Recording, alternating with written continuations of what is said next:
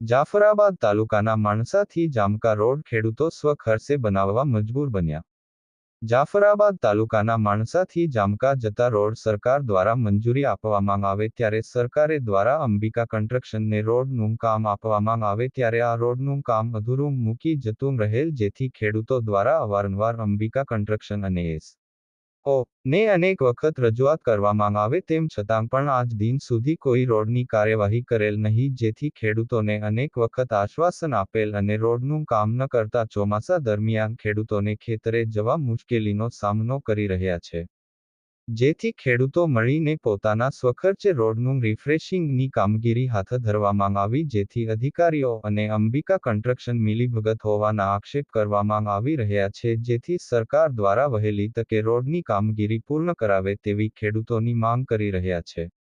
Report Mahesh Baraiya, Amreli.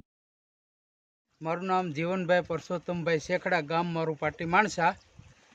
અત્યારે અમે ભેગા કર્યા છે બધાને કે આ પાટી માણસા ગામનો જે જામકાવાળો રસ્તો છે ત્યાં જવા માટે કોઈ અત્યારે 70થી 80 ફૂટની અંદર બહુ ખરાબ પરિસ્થિતિ છે, એના માટે ગામને ભેગું કરી અને આ અમારે સ્વખર્ચે આ કામ કરવું પડ્યું છે।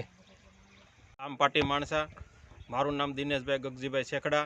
પાટી માણસાથી જે જામકાનો નોન પ્લાન રોડ જે મંજૂર થયો છે 2 કરોડ ને 10 લાખનો, તેમાં કોઈ તંત્ર કે કોઈ ભાઈ તુષાલભાઈ કોઈ રીતે ધ્યાન દેતા નથી। તે માટે અમે આજ જાતે ખેડૂતોએ સ્વખર્ચે રિપેરિંગ કરીએ છીએ અને તે આજ અમે અનેકવાર રજૂઆત કરવા છતાં આ જે 70થી 80 ફૂટનો જ રસ્તો છે, બાકીનો ભલે તમ તારે ચોમાસું જાય પછી કરે, તેનો અમને કાંઈ વાંધો નથી, પણ એટલો રસ્તો કરવાય પણ આ તંત્ર આવતું નથી। તે માટે અમારે આ જાતે મહેનત કરી અને હાથે કરીને કરવું પડે છે।